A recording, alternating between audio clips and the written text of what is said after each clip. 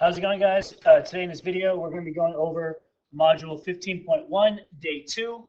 We're going to continue talking about solving logarithmic functions, but today we're going to be using a calculator because we're going to be solving some more difficult logarithmic functions.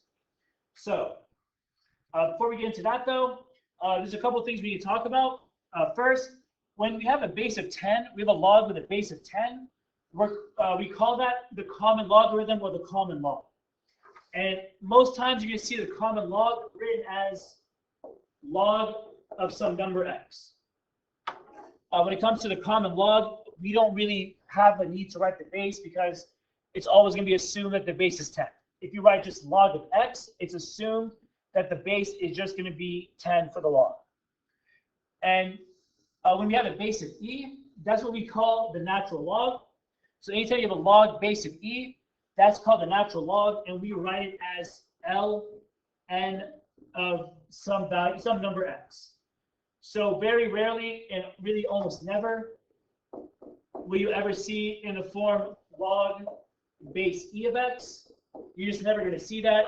We call it the natural log, so we almost always keep it as just ln of x.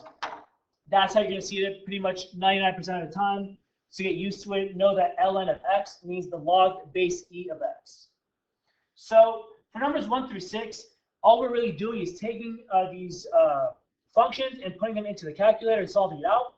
So I want you guys to actually have practice doing this with a calculator. So pause the video, plug these into the calculator. If you have a graphing calculator with you or a scientific calculator, figure out how to do it. If you have a graphing calculator, one of the Nspires, you're going to hit control. It's going to be the 2 buttons to the left of the number 1. All right, above the e to the x and above the 10 to the x. So pause the video, try it out, and see what you get. All right, so these are the values you should have gotten when it comes to these terms, or comes to these functions. When you plug them in, you should have gotten these numbers out from the calculator. If you didn't, look at what you plugged in. Make sure you're plugging it in right. Make sure the base is right. Make sure the decimals or the decimals you're putting in are correct and all that stuff, right? So double check your calculator if you didn't get the same thing. Make sure you're plugging it in right. So let's keep on going. Let's do some word problems. So number 1, we're told that acidity level or pH of a liquid is given by the formula pH equals log of 1 over H plus, where H plus is the concentration in moles per liter of hydrogen ions in the liquid. In a typical chlorinated swimming pool, the concentration of hydrogen ions range from 1.58 times 10 to the negative 8 to 6.31 times 10 to the negative 8 moles per liter. And we want to figure out what the range of the pH for a typical swimming pool is. So for a typical swimming pool, we're told the ranges of our H plus term. It'll go from 1.58 times 10 to the negative 8 to 6.31 times 10 to the negative 8. The H pluses will range from those 2 values. So all we need to do is take both of those values, plug them into our equation that they gave us in the beginning to get our range of the pH. So let's plug in 1.58 times 10 to the negative 8 first. So we'll plug it into our pH formula. So we have log of 1 all over 1.58 times 10 to the negative 8. So pause the video really quick, put this into your calculator, get some practice actually plugging these into your calculator to understand how to do it.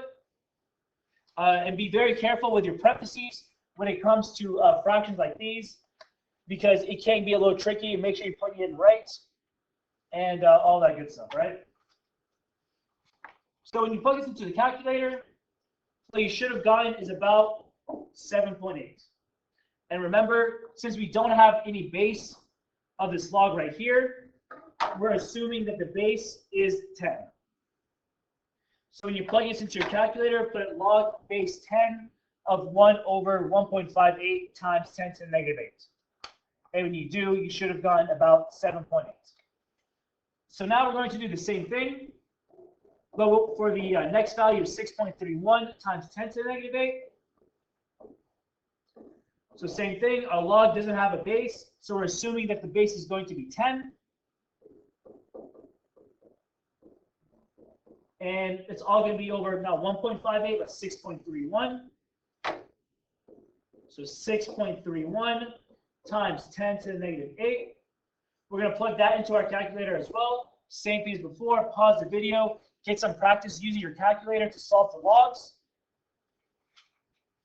All right. And once you plug it into your calculator, you should have gotten approximately 7.2. If you did get the same thing for either of these equations, make sure you're plugging it in right. Make sure that 10 to the negative 8 is on the bottom of the fraction. And make sure you're putting a base of 10. All right, so just double check that what you put into the calculator matches what we have on the slide or what you have in your notes. And if it doesn't, fix it, and then you should get the same value that I got over here. But anyway, what this says is that the typical pH values of a pool will range from 7.2 to 7.8.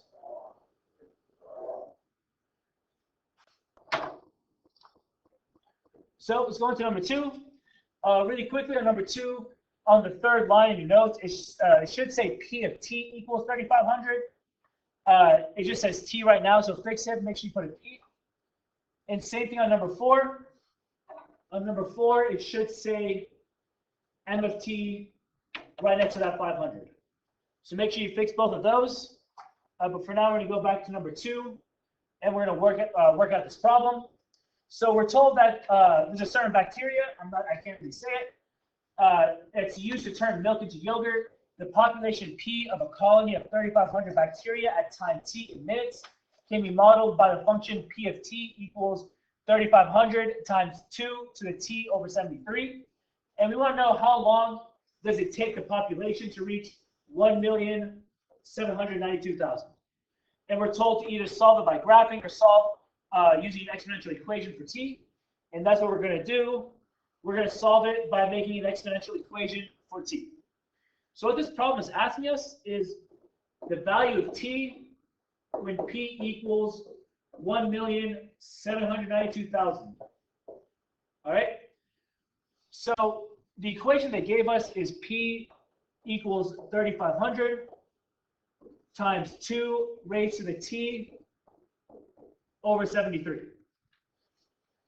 All right, so that's what we're given, and we need to figure out what t is going to be when our p is 1,792,000. So we can't really solve this for t as it is right now. So we're going to set this whole equation in terms of t equals. So first thing we want to do is isolate the exponent. So we're going to divide by 3,500 on both sides.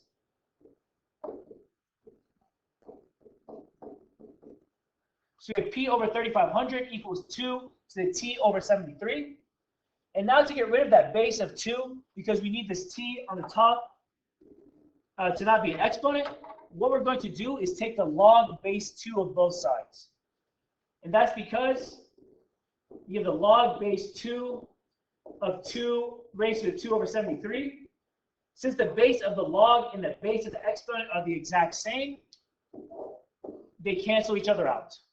Remember the inverses of each other, so the base of the exponent and the base of the log are the same. They're going to cancel each other out.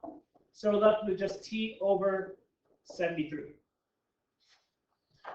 So anytime you have a base of an exponent that matches the base of the log, and you take them out of each other, they cancel each other out.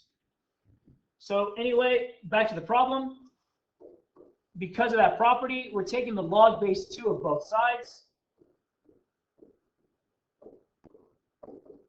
Because when we do, like we just saw, we can get rid of that base of the exponent, so we have the exponent all by itself. So log base 2 and the 2 cancel each other out, and we're left with log base 2 of p over 3,500 will equal t over 73. Right, the base of 2 cancel each other out with the log. So all we need to do now is multiply by 73 on both sides. So we get 73 log base 2 of p over 3,500 equals t. And remember, our p is 1,792,000. We said that from the beginning is what's given to us. So what I want you guys to do now is just plug this into the calculator, plug in 1,792,000 in for P, then plug in that whole equation into the calculator, see what you get. Just get some more practice using the calculator to figure out logs. So pause the video if you have to. But once you plug all that in, your T value is going to be 657. So for number 3 and number 4, I want you guys to do that on your own. Pause the video and just try it out on your own. It's very similar to number 1 and number 2. And then in a few minutes or whenever you finish it, we'll go over number 3 and number 4. All right, for number 3, this is what you should have gotten. The formula that they gave us is L equals 10 times log of I over I0. And our I0 they gave us in the equation, sorry, not the equation, but a problem. It told us that I0 is 10 to the negative 2, or negative 12, sorry. And they also told us that the I, in this case, is 3.2, or rather, they want us to solve for L when I equals 3.2. So we're going to plug our 2 values into the formula that they gave us, and when you put that into the calculator, you should get about 125. So L equals 10 times the log of 3.2 divided by 10 to the negative 12. If you plug that into your calculator correctly, you should have gotten 125. All right, and now for number 4, if you haven't done it yet, pause the video, give it a try. It is a little more difficult. It's very similar to number 2 and how we solve it. So it's good practice to pause and actually try it out for yourself. But for now, we're going to go over it. On number 4, we're told that the function m equals 500 e to the negative 0.05t. And we want to figure out what t will be when m equals 90. Right, that's what it's asking us. It's asking us when will there be 90 milligrams of beryllium-11 remaining. That's asking us how long does it take to have 90 milligrams left over, or what is t going to be when m equals 90. So we're solving for t, so that means we want this equation as t equals, or we need to isolate the t. So we're going to solve this out very similarly to what we did with number 2. So we're going to divide by 500 on both sides first to isolate that e. So if m over 500 equals e to the negative 0.05t. And now we're going to take the log base e of both sides to get rid of that e. Right, we talked about that before in number 2. You take the log of the base of the exponent, or have the base of the exponent the same as the base of the log. The logs and the exponent will cancel each other out. So we take the natural log, or the log base e, of both sides, because what you do on one side, you have to do to the other. So take the natural log, or the log base e of both sides, because when we do that, that natural log and the e cancel out. Remember, the natural log, I've said it like 3 times already, but the natural log is a base of e. The base of e is the same thing as this base of e right here for the exponent. So that means they cancel each other out, and you'll be left with just the exponents. So ln of m over 500 will equal negative 0.05t. Now we're going to divide by negative 0.05t to isolate the t.